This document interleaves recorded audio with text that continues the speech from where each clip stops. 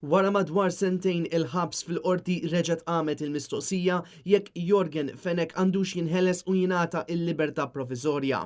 Hekk kif l-investigazzjonijiet rigward l-assassinju tal-ġurnalista Daphne Caruana Galizia għadhom għaddejjin.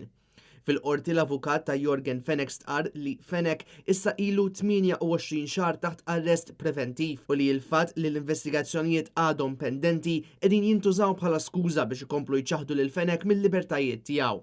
Bekk l-avukat ta' Jorgen Fenech, Charles Merċieqa, talab li b'mod immedjat Fenech jingħata l-libertà provizorja minħabba l-fatt li ma nġibet l-ebda evidenza konkreta kontra Fenech li ipprova jbabas il-provi f'dan il-każ.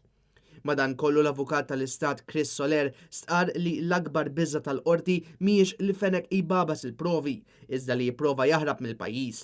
Dan hekk kif Soler stqarr li Fenech kellu biżżejjed kuntatti kemm lokali kif ukoll barranin li jistgħu jħarbuh mill-pajjiż. Il-battibekki bejn iż-żewġ naħat komplew fil-qorti hekk kif komplet tiġi ppreżentata evidenza li turi biċ-ċar li Fenech kien qiegħed jippjana biex jaħrab mill-pajjiż bl-imħallef Heyman mistennija tagħti d-deċiżjoni tagħha fis-27 ta' April li ġej.